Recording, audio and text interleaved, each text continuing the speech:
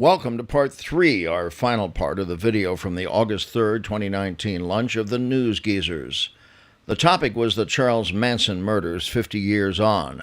Our panel, Al Wyman, Ivor Davis, Bill Robles, Linda Deutsch, and Sandy Gibbons, now hear from members of the audience with comments and questions. We start with Kathleen Neumeyer.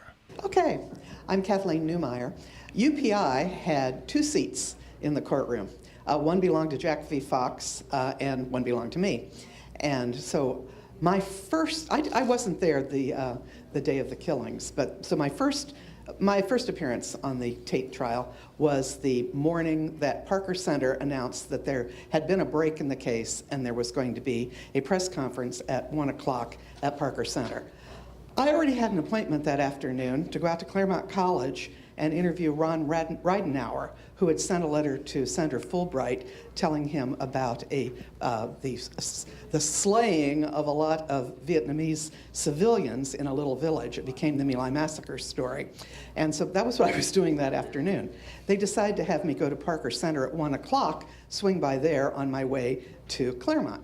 So I got over to Parker Center and went in, where there are a few phones out in the hall, the public phones. You know, we didn't have cell phones in those days. And so I did what I had been taught to do to reserve a phone, was I took off the mouthpiece and put part of it in my pocket and went in and sat in the back row, because we had a lot of clients that had a hard time to close at 1:30 p.m. And this is 1 o'clock this was starting.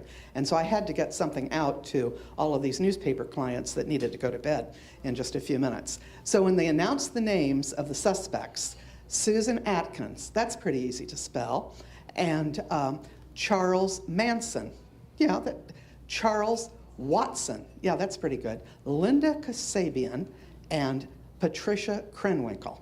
I went out and called the story in, and I dictated them the way they sounded to me, so I still have a banner headline from a newspaper with my byline on it. The main story on the front page has Kasabian spelled with a C instead of a K, and I really blew it on Krenwinkel. That was Fernwinkle. But when they spelled the names for us about a half an hour later, I went back out and dictated a run-through on it, and so everybody else got it spelled right, but that one newspaper definitely did not. So then I went on out and talked to Ron Ridenour, and I came back to UPI, and I wrote both stories that night for the overnight, and I never did another story about Ron Ridenour because the William Calley thing took place not in Southern California, but I worked on the Manson thing for the next 2 years. And so I was there for jury selection, I was there for the arraignments, I was there for all of the trial and for the verdicts. And one of the things I have to tell you about Irving Kinerick, he stapled his pants up. He didn't hem them, he stapled them. And one day during the lunch break, his zipper broke. And a lot of the guys had to go into the judge's chambers, and they came up with some safety pins, and they safety pinned him together for the afternoon. The next day, he was still wearing those pants with the safety pin. The other thing that I kept all of my notebooks, my calendars for what I've done over the years since I was about 15 years old. And earlier this year, I was going through the 1970 calendar. And there was, in August, every single day it said 9 to 6 Manson, 9 to 6 Manson, 9 to 6 Manson. That meant that was what I was scheduled to work that day. And there was one day that it said 9 to 6 Manson, and then it said Music Center with the Nixons. And I remember that day. It was President Nixon and Tricia attended something at the Music Center. And I was there at Manson trial in the daytime, and then I went over to the Music Center, and I was standing out there, and we didn't have the kind of security then for presidents we have now, so they had sheriff's deputies who were standing kind of making a human fence from where the president was getting out of the car and where he was walking in. And I was standing there looking through, and taking notes, and all of a sudden one of the human fences said, "Hi, Kathy." And it turned out to be one of the deputies who had been at the trial with me that day. And so I was thinking about that. There was a time in my life when on the same day I covered the Manson trial and then the President of the United States, all on the same day. And then a few hours later I thought, That day, I was within, I couldn't have touched either one of them, but I could have thrown my pen and hit either one of them. I was that close to two people who are among the most reviled people in the last century on the same day, you know? And I have to agree with what Linda said and what Ivor has said too about a whole lot of all of this. Why Leslie can't get out and why we're even here today is what we as the media did to present this as being so horrific and so terrible. Not that it wasn't, but my God, can't all of us list at least 12 crimes in the past 50 years that have been at least as horrific and at least as terrible, at least as grisly and dreadful? And we can't name them like we can with Manson. And young people today don't know what he did, they just know he was the devil incarnate. So, that's on us. Kathy, don't feel bad about Kathy. misspelling the names, Kathy, because at that press conference, you may remember that Police Chief Edward Davis, the same man who wanted to hang hijackers at the airport, remember him? Mm-hmm. Police Chief Edward Davis, Kernwinkle, he was terrible, even reading the names. Well, he garbled it. Yeah, okay, that's true. But so don't feel bad. Also, I have to mention on the Aaron Stovitz getting fired. Aaron Stovitz had given that interview to Rolling Stone and had talked out of school, and they were angry with him about that. And then Susan Atkins didn't want to come to court because she said she had the cramps. And Stovitz said that she was like, I think he said, like she was a goddamn Sarah Bernhardt. He said she was a better actress than Sarah Bernhardt. Something about Sarah Bernhardt, anyway. And people quoted him doing that, including Jack Fox, who was my compatriot. The next morning, and they were mad about that, and Stovitz apparently denied having said it, because the next morning when I checked in, I was told the district attorney wanted to see me, and Jack wasn't there that day. And I went in to see him, and he said, Aaron Stovitz said he didn't say that, and UPI is on the wire, you know, saying that. We want you to run a correction, say that he didn't say it. And I said, well, I didn't hear him say it, and I didn't write that story. Jack Fox wrote it, but Jack is a reputable reporter. I will call my bureau and tell them you're upset about it, but I can't tell you we're going to retract it because I don't think we will. And besides, it's been on the wire since 10 o'clock last night. It's already in hundreds of newspapers. And Aaron Stovitz got pulled off the case. When, as Linda said, when Charlie told us that our karma was turning, Jack, who was, I think, sitting behind us. He was in the second row. Yeah, he zipped out of the court, phoned in a bulletin that Charlie had threatened the lives of 4 women reporters at the trial. So that's exactly what Jack would have done. Thank you, Kathy. Thanks for being here. Next person we're going to go to is Jim Lemon. Jim is the news director of KEYT, Santa Barbara, and 6 other stations, right? Something like that. Jim? It feels like it. First, folks, thank you for being here. It means a lot to be able to hear your perspective and your memory, so thank you. I'm curious if you could characterize your perspectives on how the judges ran the courtroom during your various experiences throughout this whole process. Because we have a lot of, we think about Judge Ito involved in the OJ case and things like that. And I'm just kind of curious if there was if that factored into any of this when it came to the coverage and how things went. I can talk to you about Judge Older and the Manson trial. He did an awful lot of in-chambers conferences with the lawyers.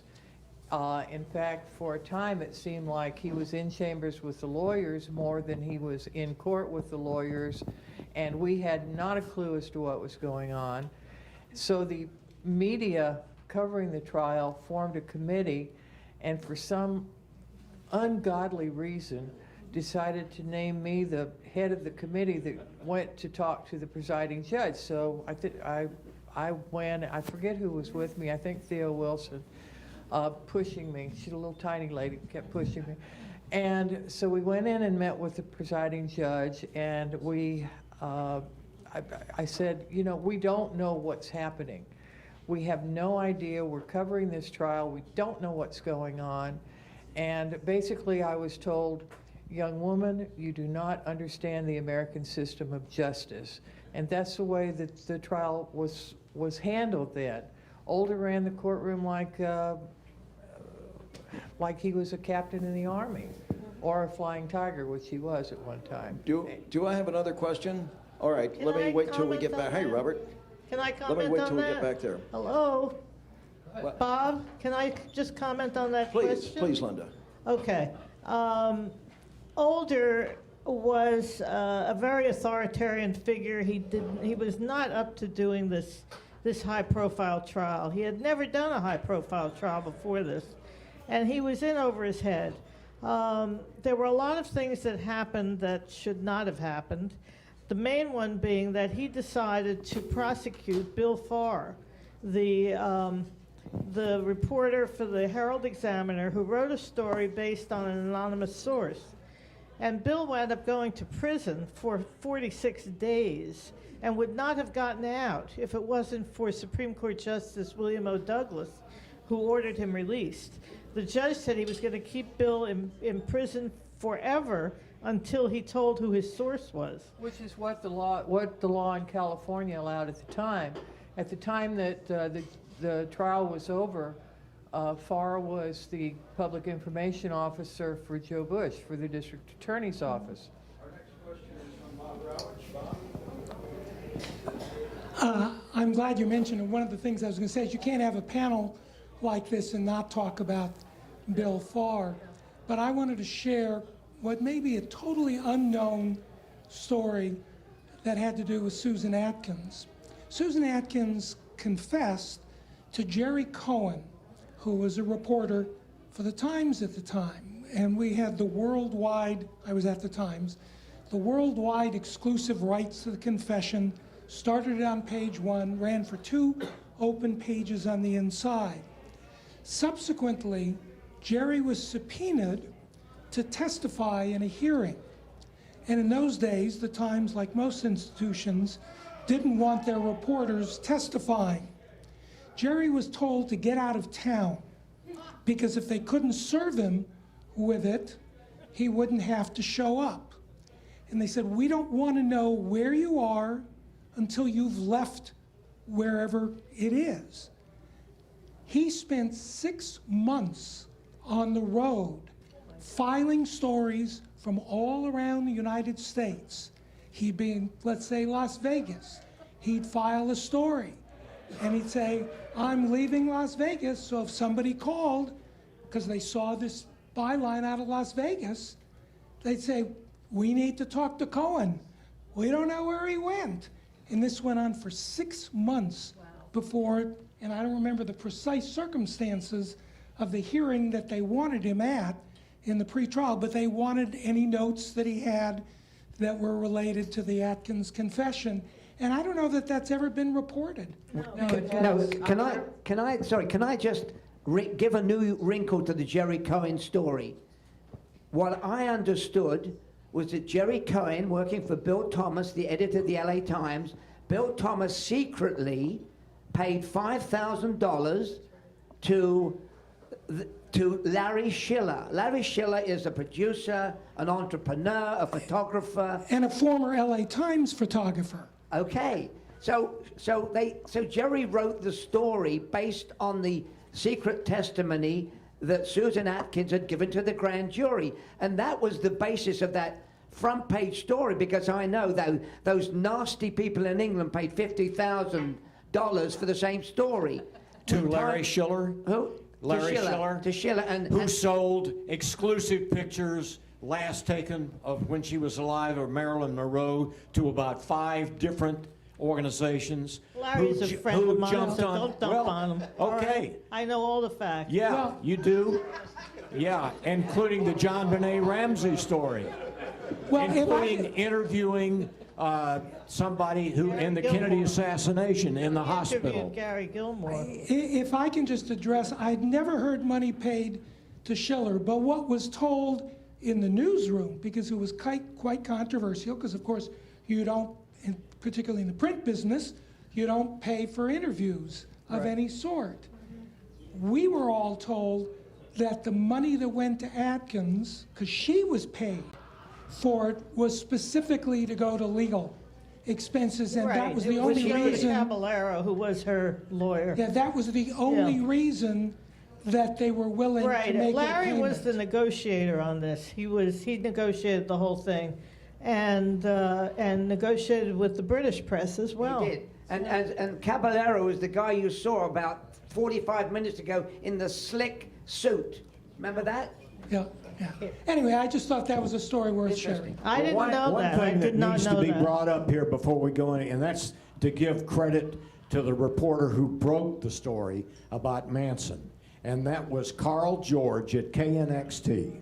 Really? Yes. Yeah. Yes, he did. He broke the story, and as a matter of fact, when we found the clothes, one of the KNXT reporters saw us standing there and pulled his car over and said, "What in the world are you doing here?" It was Howard Gingold, and I said, "Well, Howard, we just found the creepy crawlies." And he said, "Oh my God." And I said, "Because I'm such a nice person, I'm going to let you use the phone in our car and call in, as long as you give credit to the cameraman and sound man as well as myself." And on the Channel 2 News that night, I didn't see it, but I understand that they did give name credit to the three of us. I didn't want to be the only person recognized. How did you But find those clothes? simple. Go down to the house, get in the car, dress and undress, took 6 minutes, 20 seconds. Look over the edge, there they are. Who were you working with? Channel 7. King Baggett and Eddie Baker. Hey, Al, was that something that you dreamed up? You should stand up and ask. You got up that morning and said, I'm going to try this. No, that's what Bill Bonds accused us of. He was jealous of the fact that a reporter outduped the police department. That was human blood on there. We didn't plant it there. If we planted it there, we must have done it right after the murders, because all the clothes, as you saw, were underneath a lot of mud that had washed down from the hillside from the murder to December when we found the clothes. Hey, Al? idea of doing that. No. Hey, Dave? It was when we went and we were expecting there to be lots of cops searching, and there were no cops searching. Nobody was searching. And we thought, that's really stupid. Why aren't they doing this? What makes me curious about that, okay, is that, because the desk must have been very different then, because if you said, I'm going to go out and try to find the clothes myself and whatever. No. We first of all, when we were the first crew on duty at Channel 7. King Baggett, Eddie Baker, I was the first reporter. And we said, we all saw the LA Times that morning and said, we got to go back out there. They're probably searching for the clothes. That's why we went there. And then we had to go down to Parker Center for some news conference or something. And then I talked to Julian, and as I remembered in the afternoon, I said, let us go back because I've got an idea. And we went back, and I said, well, let's start at the house. Let me undress and redress in the back of the station wagon. We were all in Ford station wagons. I'm not working for Ford, but that's how I remember details. Okay? And we started at the house, and I undressed and redressed in the back of the car, and damned if it wasn't 6 minutes, 20 seconds. And that was the first place, when you drove up the canyon, that was the first place you could pull off the road. And so what they did, they probably never stopped. They just pulled off the road, throw the clothes out, and kept going to the valley. It's not genius. Good reporting. That was great reporting. Good morning. I got a question from my wife, Barbara, okay? This is for Bill Robles. How did they recruit you? I mean, did you wake up one day and say, gee, I'd like to be a courtroom artist? I mean, how did they find you? You know, it was a very new field. I had always liked news as a child and kid. The Manson murders took place. I was very interested in it. I went to Art Center College of Design, and one of my classmates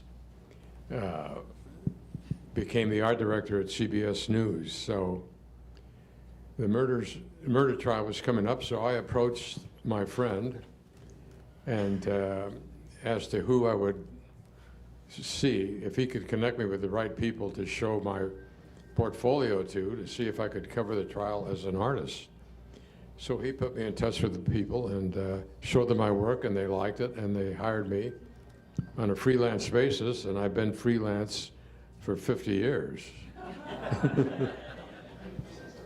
So that's how that came about. How did you know what to do in the courtroom when you got there? Well, I had been a pretty successful illustrator for 10 years prior, or 9 years prior to the trial. So you've got to be a good artist, number one. It helps. And yeah, I'm getting tongue-tied here.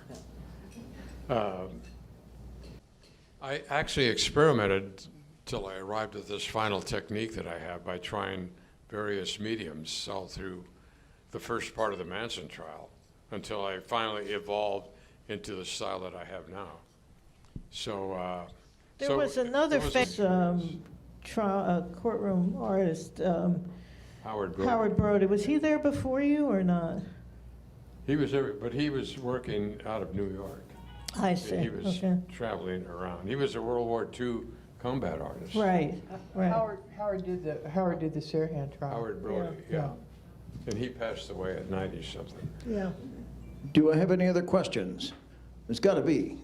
Wendy, hang on. Let us get over to you. So this has to do with the Susan Atkins confession, because this is all very interesting. All the pieces are kind of like fitting back into place. As I was researching for the slideshow and the picture of Richard Caballero with Susan Atkins, what I read in the LA Times was that he actually made a deal with her to 50-50 to sell her story on her behalf. That there was another broker, of course, there were other people involved, but from what the LA Times reported is that he was a public defender.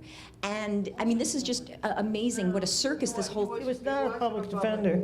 Oh. He was a private attorney. Yeah. I'm sorry. Okay, Yeah. well, that answers my question, because I was wondering how a public defender can ask for legal fees based on, brokering her confession. No, it's true that they did broker. She had first confessed in prison at the Sybil Right, Brand Sybil Brand, Institute yeah.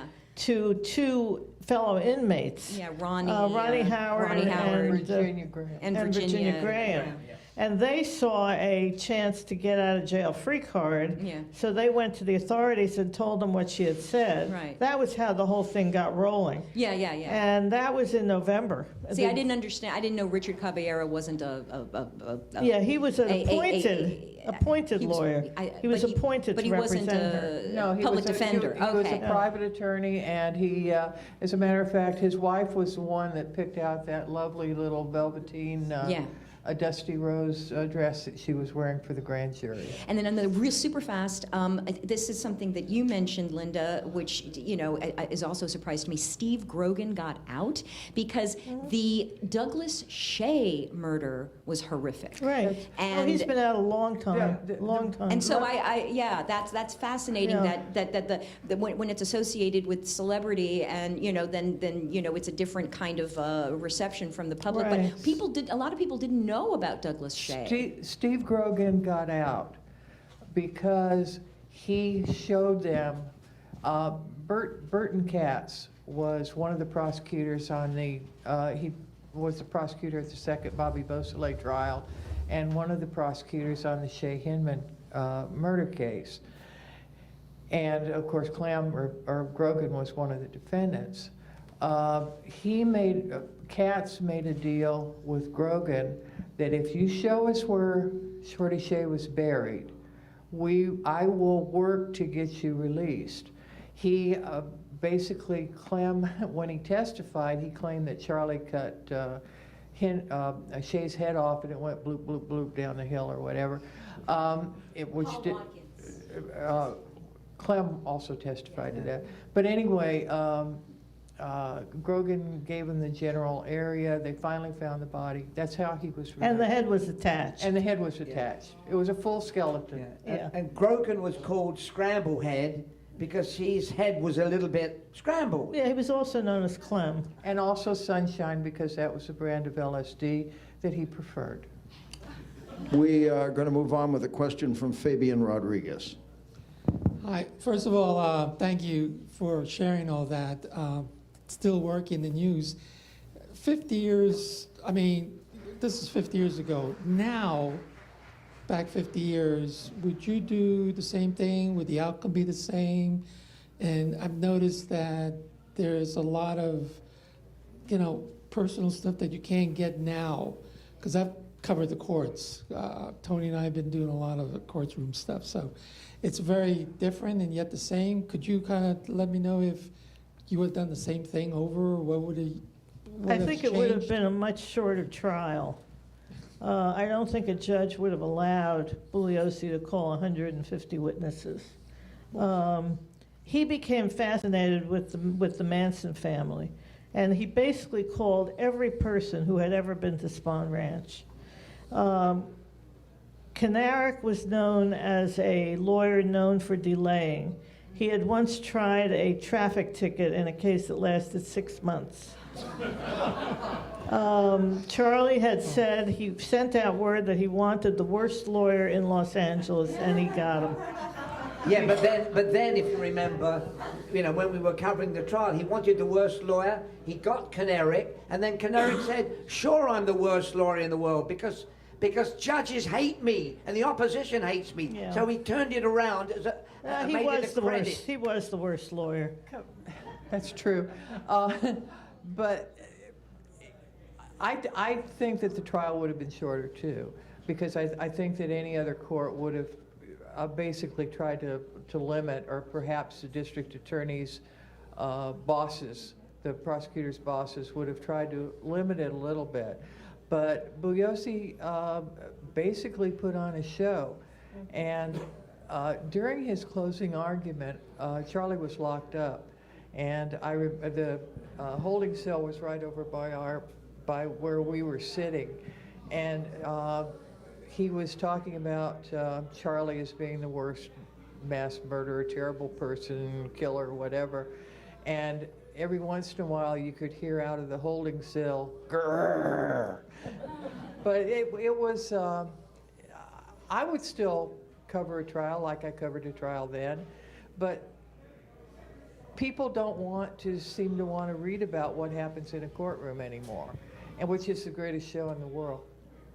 And I think you would agree, and I hope you would agree, that this was an entertainment. I mean, Linda was new on the court scene. We never knew what was going to happen the next day, and every day was a new day. I mean, I've been to trials, and you guys know trials. They're pretty humdrum and they're pretty routine. But the Manson circus was crazy. Oh, absolutely. I mean, I've said that it was like we were in a war together. That's why we became so bonded that all of us are still friends. It was as if you were in a foxhole together under fire. Every day there would be something weird.